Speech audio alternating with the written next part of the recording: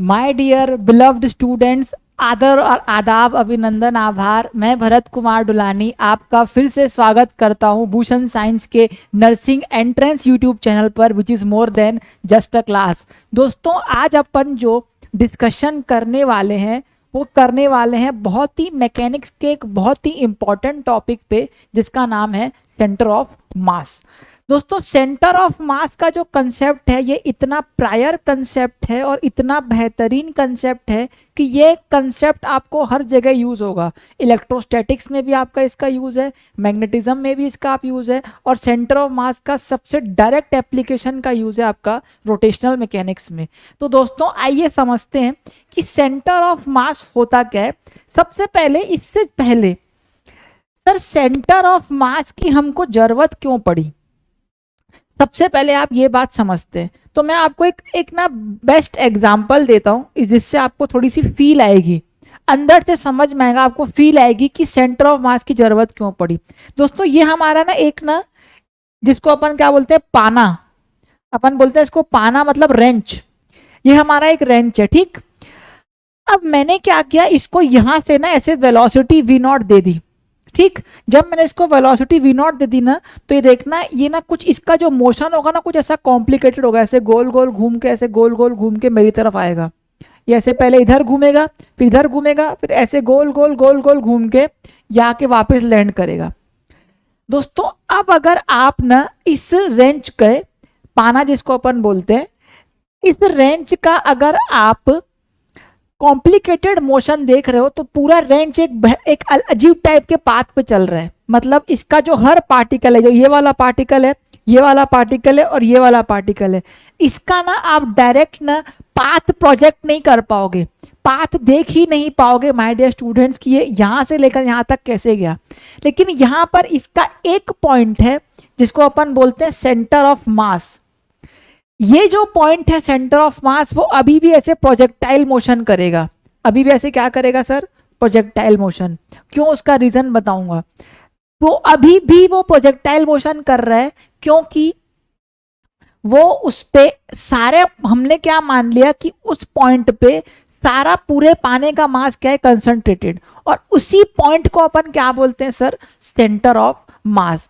Actually क्या हो रहा था, अगर आप एज अ होल बॉडी को, एज अ होल बॉडी किसी किसी सिचुएशंस में ना पूरी बॉडी का मोशन एनालाइज करना दोस्तों बहुत कठिन हो जाता है, एज कंपेयर टू एक पॉइंट के मोशन को एनालाइज करना। तो साइंटिस्ट लोगों ने दिमाग लगाया, उन्होंने बोला, मैथमेटिकली इसका प्रूफ भी है कि अगर अपन एक बॉडी का मास, समझना, अगर अपन एक बॉडी का मास, पूरा बॉडी का मास किसी एक पॉइंट पर कंसंट्रेट कर दे, फिर उस पॉइंट का अपन क्या करें सर, एनालाइज करें मोशन, तो वो हमारे लिए क्या हो जाता है सर, बहुत ही ज्यादा इजी हो जाता है। इसलिए यहां से इजाद हुआ किसका, डिस्कवरी हुई किसकी, सेंटर ऑफ मास की। सेंटर ऑफ मास एक्चुअल में हमारा मोशन, हमारे मोशन को, सेंटर ऑफ मास हमारे मोशन को, मोशन की स्टडी को इजी बनाता है, मोशन की स्टडी को इजी बनाता है, इजी कर देता है, इसलिए अपन सेंटर ऑफ मास की बात करते हैं, ठीक। अच्छा, इसके बाद थोड़ी सी बेसिक चर्चा करते हैं सेंटर ऑफ मास के ऊपर डेफिनेशन के साथ। दोस्तों, सपोज करना आपके पास एक ये बॉडी है, ए बॉडी है ना, या ए बॉडी है, ठीक, ये बॉडी ए है, इसके ऊपर इसका पूरा मास है एम, और इसके ऊपर फोर्स लग रहा है एफ। तो न्यूटन के सेकेंड लॉ के हिसाब से, न्यूटन के, my dear student, second law के हिसाब से आप क्या लिखते हो sir, force is equal to mass times acceleration. अब दोस्तों, सेंटर ऑफ मास का रिप्लेसमेंट क्या होगा कि इसी बॉडी को, सेंटर ऑफ मास क्या होता है, इसी बॉडी को अगर मैं मान लूं कि इसके बीच में एक पॉइंट है ओ, अगर मैं मान लूं कि इसके बीच में एक पॉइंट क्या है सर, ओ, उस ओ पे मैंने पूरी बॉडी का मास क्या कर दिया सर, कंसंट्रेट कर दिया। मतलब जैसे मेरी पूरी बॉडी का मास मेरे पेट पे कंसंट्रेट हो गया, है ना, पेट की नाभि पे। तो मेरा एक्चुअल में हमारी बॉडी का सेंटर ऑफ मास क्या होता है, पेट की नाभि पे। सिमिलरली ये जो हमारा बॉडी है, इसकी पूरी बॉडी का मास मैंने ओ पे कंसंट्रेट कर दिया। अब मैं क्या कर रहा हूं, सिर्फ इसको देख रहा हूं, ओ पॉइंट को, इस पे लगा हुआ फोर्स देख रहा हूं। ये एक्चुअल में, अब देखो इस ओ पॉइंट पे फोर्स लग रहा है। अभी भी मैं न्यूटन लॉज ऑफ मोशन से क्या लिख सकता हूं, force is equal to mass times acceleration. है दोनों चीज सेम माय डियर स्टूडेंट्स, दोनों चीज है सेम, लेकिन इसको एनालाइज करना और इसको एनालाइज करना, दोनों में जमीन आसमान का अंतर है। इसमें बहुत सारे पार्टिकल्स हैं, हमने क्या माना कि इसके सारे पार्टिकल्स का मास सिर्फ एक ही पार्टिकल पर कंसंट्रेटेड है, और उसी से मैंने इक्वेशन ऑफ मोशन लिख दी, force is equal to mass times acceleration. दोस्तों ये फायदा है हमारे सेंटर ऑफ मास को पढ़ने का। इससे क्या होगा, अब देखो, अब समझना, एक्चुअल में ये जो मोशन प्रोजेक्टाइल क्यों करता है, क्योंकि आप यहां पर समझना, सबसे पहले ये क्या है हमारा मास ऑफ सेंटर, ये ऐसे इसको लिख सकते हैं acceleration of centre of mass, और ये क्या है force on centre of mass is equal to mass times acceleration of centre of mass. अब दोस्तों समझना, जब मैं इसको लिख रहा हूं force on centre of mass is equal to m times acceleration of centre of mass. अब ना वो पाना वाला एग्जाम्पल लेते हैं, जो मैं आपको बता रहा था ना कि मैं कैसे बताने वाला हूं, अब वो पाना वाला एग्जाम्पल लेते हैं। कैसे, देखो यहां पे आपने क्या किया था, यहां पे आपने पाने को फेंका ऐसे, जब आपने रेंच को फेंका, रेंच बोलते हैं पाना, जब आपने रेंच पाने को ऐसे फेंका, है ना, उस केस में क्या हुआ सर, उसके सेंटर ऑफ मास का जो पाथ होगा, अभी भी क्या होगा सर, प्रोजेक्टाइल मोशन। सर क्यों, देखो समझना, अगर मैं देखूं तो यहाँ पे फोर्स ऑन सेंटर ऑफ मास क्या होगा सर, टोटल m, लेकिन अभी भी तो अगर एक पॉइंट को एनालाइज कर रहा हूं मैं, एक पॉइंट को एनालाइज कर रहा हूं, तो ये हमारा पॉइंट क्या है sir, centre of mass.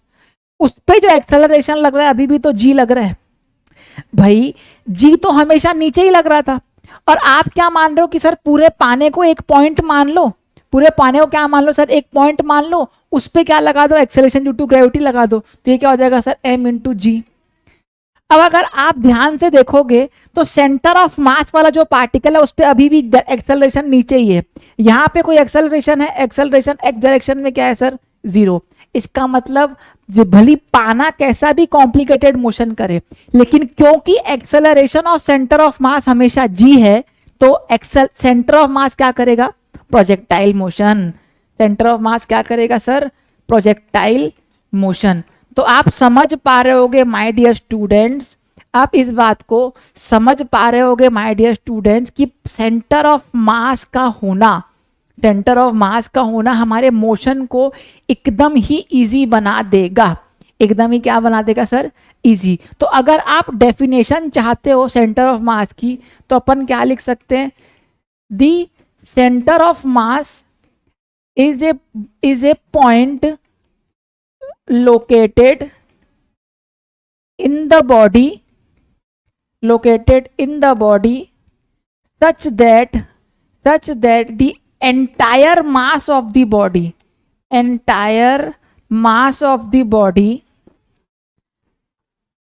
is assumed to be concentrated on it।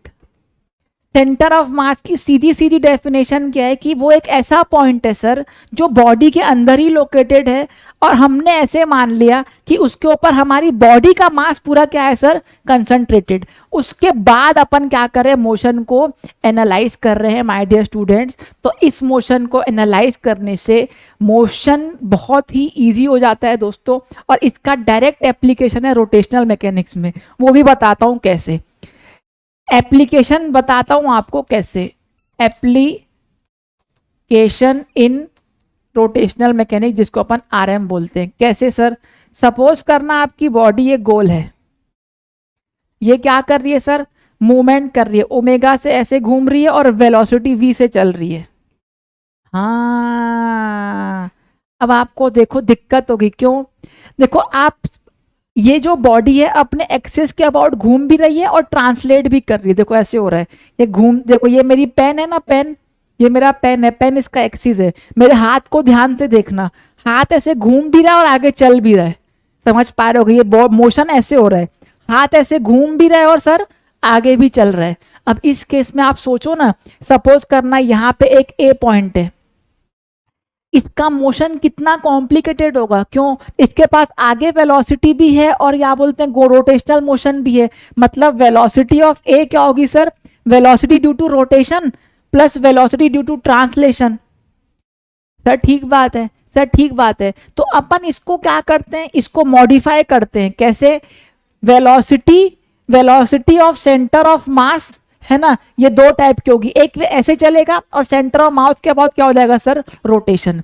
तो ये सीधा सीधा आपको क्या करता है सर? सिंप्लीफाई करने में कितनी मदद कर रहा है आपको एप्लीकेशन, क्या, किसका? सेंटर ऑफ मास का। अगर आपने सेंटर ऑफ मास पढ़ा अच्छे से तो आपको रोटेशन में क्या आता है? बहुत ही मजा आता है और बहुत ही आसान हो जाता है। सिमिलरली इलेक्ट्रोस्टैटिक्स में, सिमिलरली दोस्तों किसमें? मैग्नेटिज्म में। तो दोस्तों ये थी पूरी चर्चा हमारे किसके ऊपर? सेंटर ऑफ मास के ऊपर, है ना। आशा करता हूं ये चर्चा आपको पसंद आई होगी। ये बिल्कुल बेसिक चर्चा थी कि सेंटर ऑफ मास एक्चुअल में होता क्या है ना, और एप्लीकेशन क्या था सेंटर ऑफ मास का। इसी से रिलेटेड मैं अगला टॉपिक कोलिजन लाने वाला हूं। तो अगर मेरा सेशन अच्छा लगा तो लाइक शेयर सब्सक्राइब करना, और कोई भी डाउट हो तो कमेंट में पूछ सकते हो। तब तक के लिए दोस्तों, you have been a very lovely students, thank you for your patience and time. मिलते हैं एक नए वीडियो में, तब तक के लिए टाटा बाय बाय, शब्बा खैर, take care. Bharat Dulani signing of.